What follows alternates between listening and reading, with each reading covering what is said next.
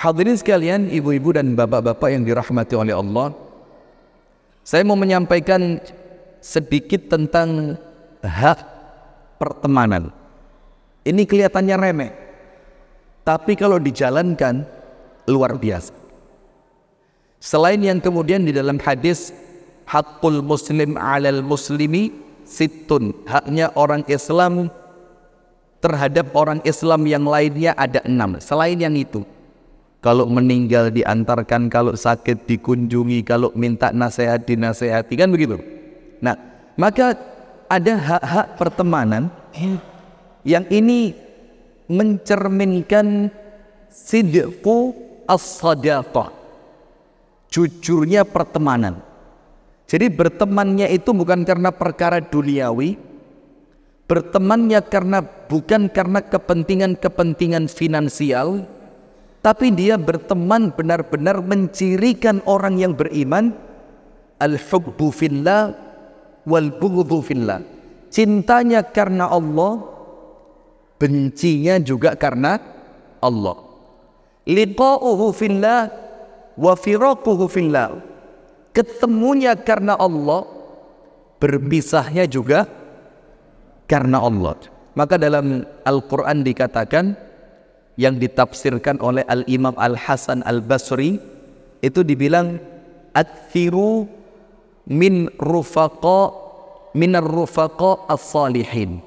Perbanyaklah mengenal teman-teman yang soleh.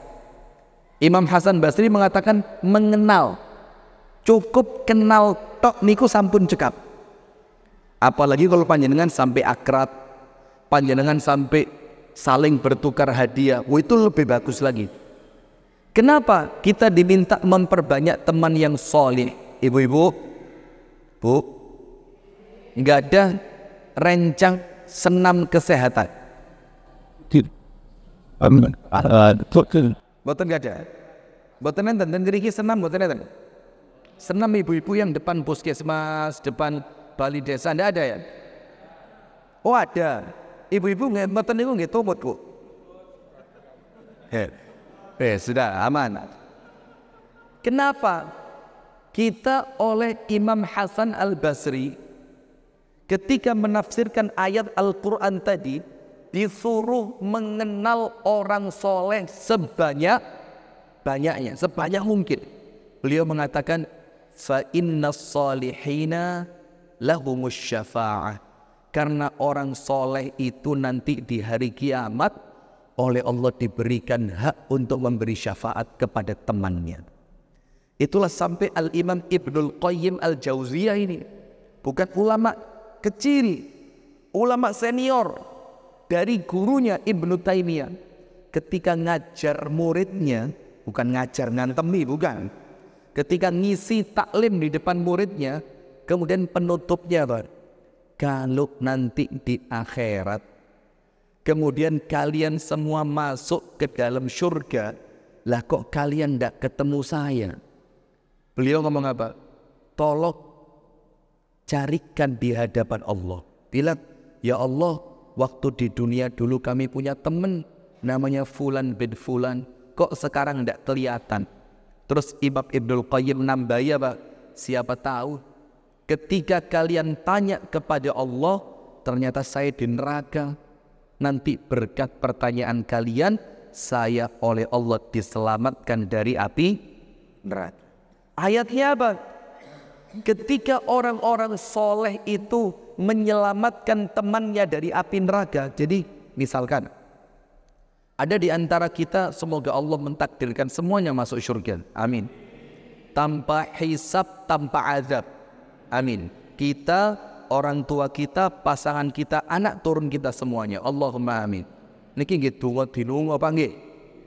Saling mendoakan. Sudah? Ketika nanti orang-orang soleh itu mereka mengambil teman-teman mereka masing-masing di dalam api neraka. Wah, kun duwe konco di rokok loro, katanya Allah apa? Ambil. Sama malaikatnya pintu neraka dibuka, diambil yang dua. Terus yang lain lagi, ya Allah, teman saya sisa satu di neraka. Allah berfirman, ambil. Diambil lagi. Sampai orang-orang yang masuk neraka, yang waktu di dunia punya teman yang soleh, itu sampai entek di neraka. Karena semuanya dicari oleh teman mereka masing-masing. Setelah semuanya habis, tersisa orang-orang yang ketika di dunia boten kekancan kalian priyantun ingkang soleh. Tersisa siapa? Orang-orang yang ketika di dunia konconi elek kafe, elek akhlaki, elek agomoni, elek pituturing, sedoyone elek. Terus ketika mereka tanya kepada malaikat Malik, ya Malik, malaikat Malik, itu kok diangkat? Itu kok diangkat? Itu kok diangkat? Kan mereka tidak punya amal. Apa kata malaikat Malik? Iya, teman dia waktu di dunia dulu, yang temannya itu masuk surga, mencari temannya yang di neraka. Akhirnya oleh Allah mereka diberi syafaat karena solehnya teman tersebut. Maka ayatnya apa?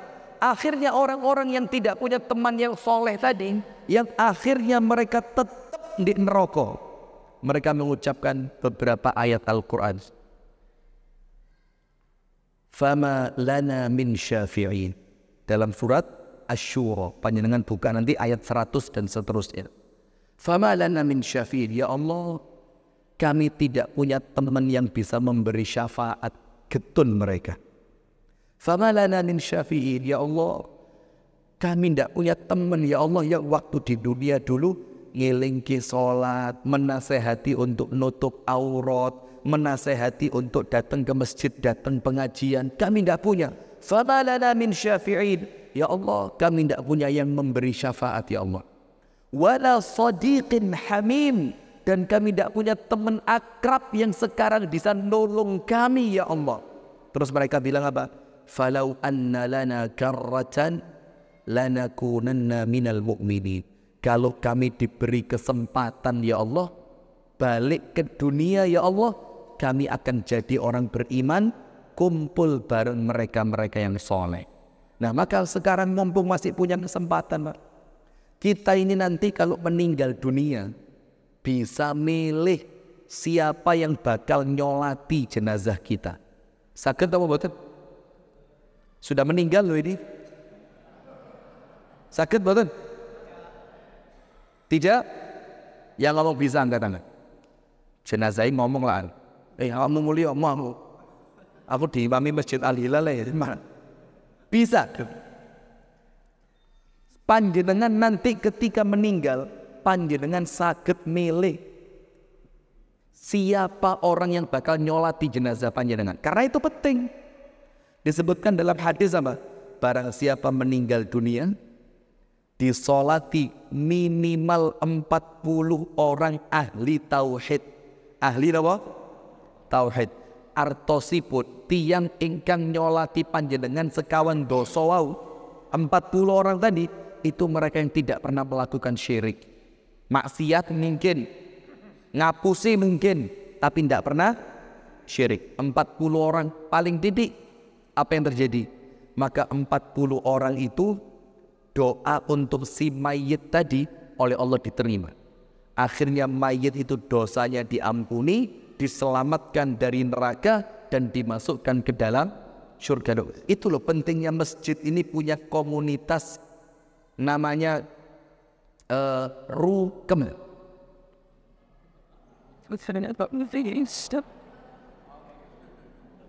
Apa rukeming? Rukun kematian.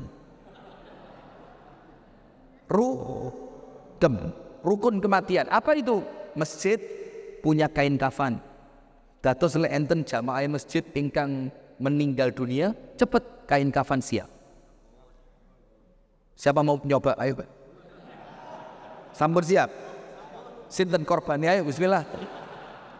Kain kafan punya, perangkat untuk memandikan jenazah punya. Bahkan satu yang kita sering lupa. Kalau ada jamaah masjid yang ditinggal wafat oleh keluarganya, harus ada jamaah masjid langsung masak. Taruh rumahnya orang yang keseripahan tadi. Supaya apa? Supaya mereka gak kerepotan.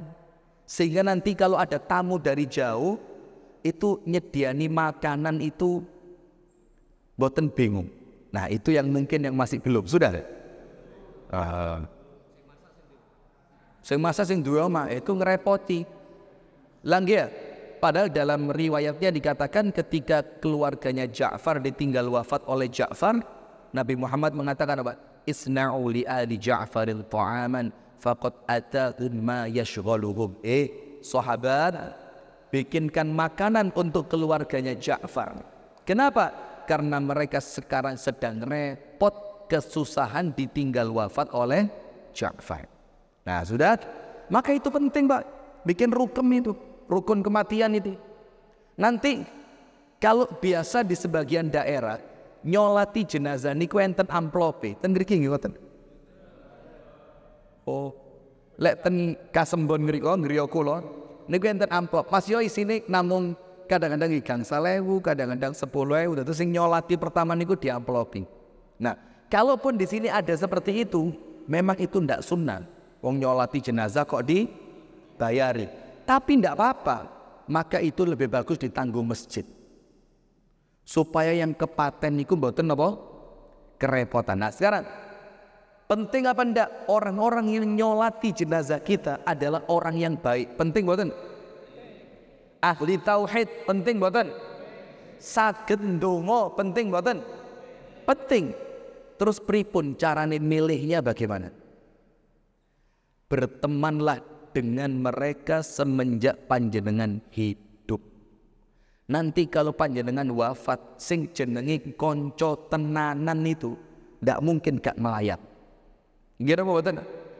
Kalau mereka ngelayat dan yang ngelayat tadi teman yang soleh, ngerti sholat jenazah, ngerti keutamaan mengantarkan jenazah sampai kuburan. Akhirnya nanti ketika teman panjenengan niku teman-teman ingkang sae, maka yang nyolati jenazah panjenengan otomatis teman-teman yang sae. Saged milih apa mboten berarti? Saged. Nah, sekarang apa hak pertemanan? Nomor 1, at-tanasuh idza laqi. At-tanasuh idza laqi. Kalau ketemu saling menasehati. Tapi nggih harus tahu situasi dan kondisi. Menasehatinya nggih boten kados ceramah ngeten iki, Mas Lungguh. Innal hamdalillah. Ya boten usah ngoten niku ya. Dituturi sing santai mawon, Mas. Pripun kabari sae? Sampeyan tak delok nang adzan kok sik durung tangi ya, Mas. Aku ngenteni dengar apa omah mulai jam 11:30 masjid adzan kok sampeyan gak muncul dinasihati. Sampeyan ngerti, Mas, pentingnya sholat tepat waktu. Sampeyan ngerti, Mas, pentingnya sholat jamaah.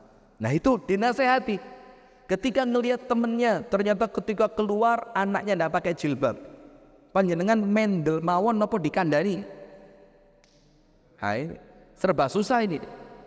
Dinengke dianggap ikut campur, tidak diingatkan kita katut dosa. Padahal hak pertemanan itu apa? Saling menasehati. Sampai Amirul Mukminin Umar ibnul Khattab radhiyallahu anhu setiap ketemu sahabatnya, terus sahabatnya tadi mau pulang, Umar ngomong apa? Insahni, nasihati saya.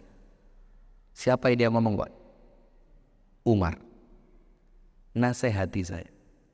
Terus temennya tanya, wa kaifa ansahuka wa anta amirul mu'minin?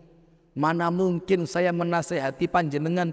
Lo panjenengan ini sirai ilmu, panjenengan ini amirul mukminin, pemimpinnya orang beriman. Panjenengan ini sahabatnya Nabi Muhammad. Panjenengan ini mertuanya Nabi Muhammad. Panjenengan ini adalah salah satu di antara 10 sahabat yang dijamin masuk surga. Apa katanya Umar? Karena aku buta terhadap aib yang aku miliki, maka aku perlu meminjam mata orang lain untuk mereka bisa melihat aibku. Loh ini loh Pak. Dados bukan cuma dikandani sing api-api itu, sesekali perlu, karena kita kepingin teman kita itu selamat dari keburukan. Gini apa enggak? Ketika dibiarkan kejelekannya, itu membiarkan dia masuk neraka. Itu bukan teman. Temanmu itu bukan mereka yang membiarkan kesalahan, tapi teman itu adalah mereka yang mengingatkan ketika kita sedang salah. Itu teman. Sampai kemudian Amirul Mukminin Umar mengatakan, la khaira fi ummatin la yuhibbunan nasihin. Orang kalau tidak suka nasihat, ini zaman kita Pak, zaman kita yang nasihat itu bayu dirungokne kuping krungu panas. Rasa nuturi aku, podo tuweke kok nuturi. Lho ini repot. Maka Amirul Mukminin Umar mengatakan tidak ada kebaikan untuk mereka yang tidak suka dinasehati. Dinasehati baper, kertas baper, purik, dikandani, Mas, lek ngejak anak nang masjid, gak apa-apa, tapi yang mbok anake dituturi. Itu menir langsung, wes lek ra oleh nang masjid, ra usah nang masjid. Masjid ini mek nyumbang pian saenengku nyumbang selawe mau piro biar dumani nyumbangi titik ra oleh nang masjid. Tidak boleh. Buat apa tersinggungan itu, ngapain purian ya? Yang menjadikan panjenengan itu ketika dinasehati ngamuk itu dua. Nomor satu, sombong. Orang diingatkan kemudian marah, itu biasanya apa? Sombong. Nomor dua, Pak, memang Allah tidak menghendaki dia baik. Kalau Allah menghendaki dia baik, Allah jadikan telinganya itu kalau ada nasihat ribut, kebuka, kupingnya adem kayak digerujuk es krim. Itu penak. Nah, maka dengan itu kata Umar, orang kalau tidak suka dinasehati, tidak ada kebaikan. Maka sampai Umar itu mengatakan, dongake. Siapa yang didoakan? Rahimallahu mra'an ahda ilayya uyubi. Tak dongake kata Umar. Semoga Allah merahmati, Allah mengasihi, Allah menyayangi. Siapa? Orang yang menghadiahkan untukku aib dan keburukanku. Coba lihat. Jadi bukan malah sampean apa ngurusi aku. Oh duit-duitku, awak-awakku, sing tak larani ya bojo-bojoku, kok sampean melok campur. Kenapa ikut campur? Nah, tidak begitu. Sampai Umar mendoakan, kalau ada orang melihat aibku, kemudian dia menghadiahkan aib itu kepadaku. Apa arti menghadiahkan? Menasehati supaya aib tersebut ditinggalkan. Apa kata Umar? Saya doakan orang itu mendapatkan rahmat dari Allah. Nah, maka manusia sehebat Umar saja itu tidak anti kritik. Hatinya terbuka lebar untuk mendapatkan masukan. Itu hak yang pertama. Kalau ketemu saling menasehat. Yang kedua, wa idza ba'udu da'awallaha bil-dhahril ghaibi li ikhwani. Ketika berdekatan menasehati, kalau berjauhan mendoakan bil-dhahril ghaib. Apa bil-dhahril ghaib itu? Mendoakan temannya dalam keadaan temannya tidak tahu kalau sedang didoakan. Mustajab. Du'aul muslim li akhihil muslim bi dhahril ghaib mustajab. Rasulullah bersabda, fima ma'nahu, yang maknanya adalah seorang saudara yang mendoakan saudaranya dalam keadaan yang didoakan tidak tahu, doa itu sama Allah langsung diijabah. Dan orang yang mendoakan saudaranya ketika orangnya tidak tahu, panjenengan ngertos. Wa ala ra'sihi malakun muwakkalun yaqulu amin walaka bimithil. Di atas kepalanya orang yang berdoa untuk saudaranya tadi, itu ada malaikat nunggohi. Terus malaikatnya ngomong apa? Amin, amin, amin. Ya Allah, terima doanya orang ini ya Allah. Ya Allah, terima doanya. Panjenengan yang berdoa, yang mengaminkan siapa? Terus malaikatnya nambahi, walaka bimithil, dan berikan untuk yang berdoa sama persis seperti doa yang dia mintakan kepadamu untuk saudaranya. Jadi kalau panjenengan mendoakan saudara panjenengan sukses, panjenengan didoakan malaikat sukses. Panjenengan mendoakan saudara panjenengan bahagia, malaikat mendoakan panjenengan bahagia. Sekarang saya mau tanya, manjur pundi, mustajab mana? Doa panjenengan atau doanya malaikat? Maka salah seorang ulama mengatakan apa? Saya ini kalau kepingin sesuatu dan saya kepingin apa yang saya minta itu cepat dikabulkan, saya doakan sesuatu tersebut untuk orang lain. Misalkan dia kepingin anaknya soleh, anaknya apa? Soleh. Dia doakan anaknya temennya yang kelihatan rotok, beti, yang kelihatan kurang ibadah, kurang khusyuk. Ya Allah, anak temanku ya Allah, bapaknya namanya si fulan, anaknya namanya si fulan, solehkan dia ya Allah, jaga imannya ya Allah, selamatkan dari fitnah ya Allah, jauhkan dari keburukan ya Allah, jadikan dia ahli al-khair, ahlul khair. Maka ketika panjenengan mendoakan anaknya orang lain, itu mendal, ngefek. Ngefeknya ke siapa? Anak panjenengan disebut namanya oleh malaikat, dimintakan kesolihan dari Allah untuk anak panjenengan. Allahumma amin. Maka mendoakan ini penting. Sampai kemudian doa untuk saudara ini saking pentingnya, itu menunjukkan ketulusan pertemanan. Gak tahu peduk, omayado, bahkan mungkin teman yang didoakan sudah lupa, tapi panjenengan terus mendoakan, ya Allah, dulur-dulur panggul ya Allah, mudahkan urusannya, terima ibadahnya ya Allah, sehatkan badannya. Misalkan terus didoakan, itu maka malaikat akan terus mendoakan Anda selama Anda mendoakan sahabat Anda. Nah, itu hak yang kedua. Kalau saling berdekatan, menasehati. Kalau sedang berjauhan, mendoakan. Yang ketiga, az-ziyarah atau ziyaratul ikhwan, mengunjungi. Panjenengan nanti buka kitab Riyadhus Shalihin. Tadi Ustadz Andi tadi baca Riyadhus Shalihin, kitab kuning gundul, masya Allah, sudah bisa sekarang. Nanti kesini gak payu saya, diwakili Ustadz Andi beres ya.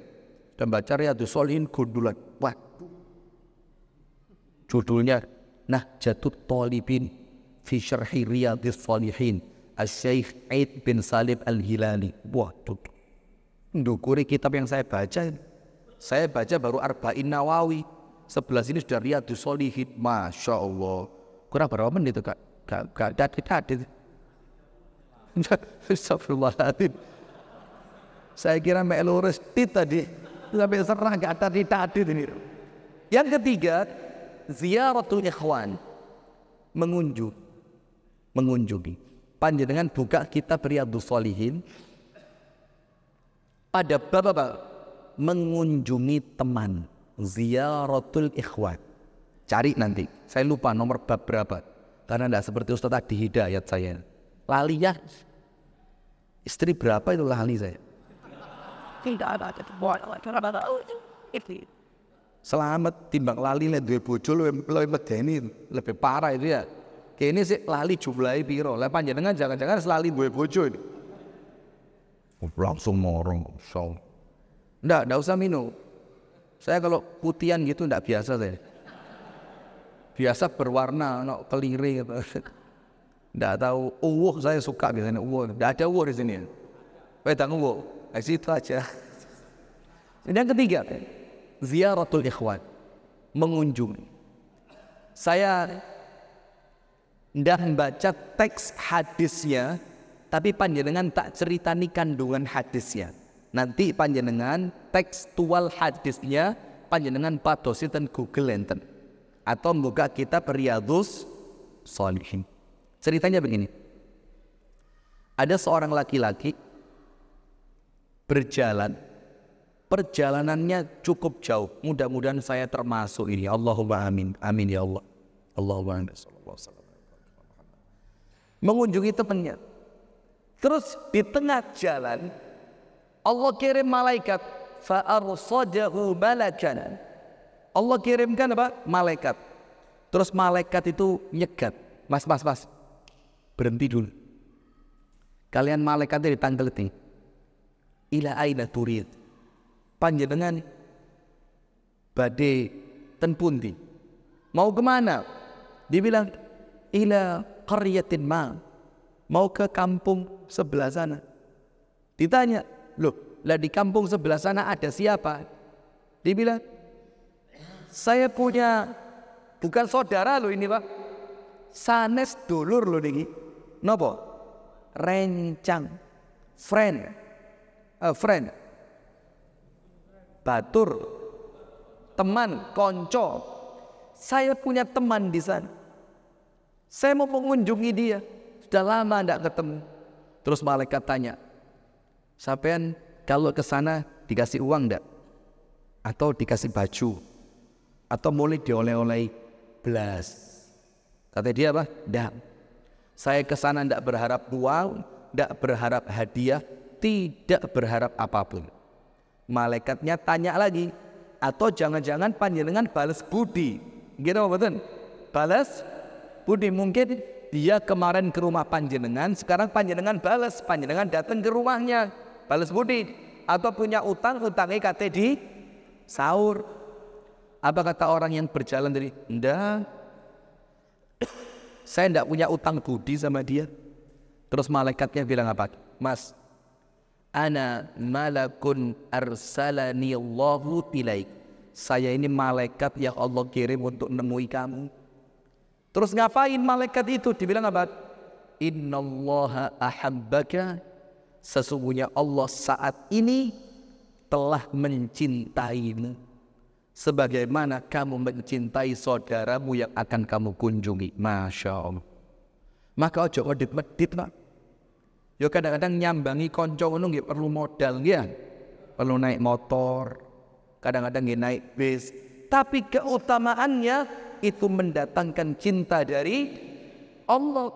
Selama panjenengan di jalan dinaungi malaikat, sampai tempat dirahmati oleh Allah, panjenengan pula dicintai oleh Allah. Dan kalau Allah Ta'ala sudah cinta, mengalahkan cintanya orang tua kepada anaknya. Nopo mawon panjenengan jaluk kalian Gusti Allah disukani. Semua kebaikan-kebaikan dunia dan akhirat panjenengan oleh Allah diberi. Maka nomor 3, saling mengunjungi. Nomor 4, satrul uyub atau sitr, sama satr atau sitr. Al-uyub, apa itu? Menutupi kekurangan teman kita. Nah, sekarang yang ada berikut. Alhamdulillah. Sudah menutupi kekurangan teman. Sekarang dah kekurangan teman dipetani, lek wis entuk disebarkan. Ini penyakit, itu bukan teman. Itu musuh, itu setan. Tapi kalau teman, itu ciri teman yang beriman apa? Mereka itu senantiasa memberikan uzur kepada temannya. Memberi apa? Uzur. Misalkan temannya salah, oh mungkin khilaf. Sehingga setan tidak sempat mengadu-adu dia, gak sempat manas-manasin. Ketika setan ngomong, delok kancamu ra bener, panjenengan dalam hati, teman saya orang baik, mungkin dia tidak datang karena lupa. Misalkan diundang panjenengan sahabat karib sama dia, pas panjenengan mantu panjenengan undang nomor setunggal nih, lah kok pas hari H mboten rawuh. Biasanya jero ati pripun? Konco kok koyok ngene. Gila mboten? Itu setan. Karena setan itu senengannya memisahkan dua orang yang saling mencintai, yang saling bersahabat, yang saling akrab. Maka setan bisi lho koncoan mulai kuliah, saiki sampean mantu undangane ya wis teko di omahe, tapi gak iso teko nang omahe sampean. Iku lho kanca benar. Tapi panjenengan jerone ati dilawan. Oh, ora mungkin. Aku kenal koncoku wong apik, mungkin lupa. Atau apa? Mungkin jangan-jangan malah dia sakit. Atau jangan-jangan dia ada kerepotan, mungkin menjenguk orang tuanya yang sedang sakit, mungkin menjaga anaknya yang sedang. Jadi husnudzon itu ciri orang beriman, senantiasa mencari uzur dari kesalahan temannya. Misalkan ndak nutup kemungkinan loh Pak, panjenengan ningali rencang panjenengan niku mabuk, a'azzanallahu wa iyyakum. Semoga Allah menyelamatkan kita, amin. Dan kalau doa seperti ini Pak, doain juga untuk anak cucu kita, ngedenin. Sekarang zina, khomer, judi itu sepertinya perkara yang dianggap apa? Biasa. Ta'awudzubillah, itu perkara besar itu. Maka doa ya Allah, selamatkan hamba ya Allah, selamatkan putra putri hamba, selamatkan anak turun hamba, cucu, semua selamatkan ya Allah. Begitu. Ditaruh sini tidak apa-apa gelasnya. Bisa Pak. Kalau ditaruh sini pas HP tak pinggir nasi. Sini. Gagal lagi sampluk. Biasa ceramah. Ini kalau ada pawanas, dia bawa sini bisa. Boten. Nah, kalau ada begini ya jam 8 tenan ini. Luar biasa. Nah, sudah itu orang beriman. Apa yang mereka lakukan? Tidak menutup kemungkinan panjenengan ketemu teman panjenengan mabuk. Maka jangan suudzon. Jangan malah dijungkrak di. Jangan malah dijatuhkan setan tepuk tangan. Kalau panjenengan lihat teman panjenengan sedang dalam kubangan kemaksiatan, kalau sahabat dicekel Pak tangannya Pak, ayo Mas, sampean wong apik, gak pantes sampean mabuk, diangkat. Ayo balik nang masjid. Kalau masih mabuk, disembunyikan di rumahnya. Wes ojo mulai dhisik di omahku ae sampai sampean sadar. Nanti orangnya sadar, suruh mandi, ganti baju, suruh pulang. Itu loh orang beriman. Itu ciri pertemanan yang sejati yo begitu. Bukan koncone mabuk, getun aku koncoan mbek sampean. Wah aku rasa seneng, prasudi duwe konco kaya sampean. Ini bukan teman ini. Itu satu uyub. Kalau temennya aibnya terbongkar, dia yang nutupi. Misalkan ada orang cerita, aku ingin petuk titik-titik kancamu itu loh, di kono loh, mabuk. Oh gak mungkin, salah wong sampean. Orang mungkin, irunge ketok, mripate ketok, jelas koncomu. Orang mungkin, aku lek gak delok karo mripatku dewe, aku tidak percaya. Karena saya yakin teman saya orang, ngoten Pak, niku lho kekancan tet agama Islam niku. Bukan malah ngenteni jatuhnya teman. Itu orang beriman. Sementara sebaliknya, kalau orang munafik, orang munafik niku napa sing dinteni? Lupute kancane. Dia nunggu temennya jatuh. Dia nunggu temennya kepleset. Kalau temennya kepleset, seweneng, entuk kartu as. Neng senjata ini macam-macam nang aku tak bongkar aibmu. Itu bukan orang beriman, itu ciri orang munafik. Dan yang terakhir, apa yang terakhir? Nomor 1, kalau dekat menasehati. Nomor 2, kalau jauh mendoakan. Nomor 3, menziarahi, yang keutamaannya mendatangkan cinta dari Allah. Nomor 4, menutupi aib. Yang terakhir apa? al-farahu bi farahihi wal hazanu bi huznihi. Ikut bahagia dengan kebahagiaannya dan merasa sedih dengan kesedihannya. Ini panjenengan lek nggadah kanca kados ngeten niki seneng mboten? Golekine ten masjid sanes ten pasar. Nyarinya di masjid bukan di alun-alun. Nyarinya di masjid, di majelis taklim, bukan di Car Free Day. Enggak enten Car Free Day. Enten. Belum ada ya. Karena enggak pakai Car Free Day kayak naik car di sini ya. Tiap hari free terus itu. Ya. Nah, maka nyarinya, Bu, wah lo lali nyopo ibu-ibu, Bu, tasih gesang dia. Kok mboten enten suarane blas nih? Mirengaken mboten? Nah, yang kelima, bahagia dengan kebahagiaannya dan turut sedih dengan kesedihannya. Itu yang dilakukan oleh Nabi Muhammad dengan para sahabat. Ketika sahabat yang satu dapat rezeki, mereka tidak malah iri, tapi apa? Alhamdulillah koncoku dadi wong sukses. Alhamdulillah koncoku mantune dokter. Alhamdulillah koncoku mantune hafid Al-Quran. Bukan malah dirusak. Ketika temannya sedih, tokone kobongan, rumah tangganya kurang baik, anaknya sakit, melok krosok gak penak. Dan itulah ciri orang-orang berteman di atas keimanan. Semoga Allah Ta'ala menjadikan pertemanan kita seperti itu. Dan mudah-mudahan pertemanan ini antara saya, panjenengan semua jamaah Masjid Al-Hilal, Masjid Besar Al-Hilal Panggul ini, mudah-mudahan sampai nanti kita ketemu di pintu surga. Maka ayo Pak, panjenengan lek ndonga pun supe nami kula. Sebut ya Allah, enten Ustad kaya kemar roheran. Jenenge Rifki ya Allah. Bae iku lek ceramah pinter lek nglakoni ra iso. Jarkoni, napa jarkoni? Iso ujar ra iso nglakoni. Niku panjenengan sukani taufik ya Allah, supaya Allah mudahkan urusannya. Lah gitu Pak. Nanti kita saling mendoakan. Mudah-mudahan doa-doa kita oleh Allah diterima dan mudah-mudahan kita semua oleh Allah dikaruniai husnul khatimah. Itu yang dapat saya sampaikan.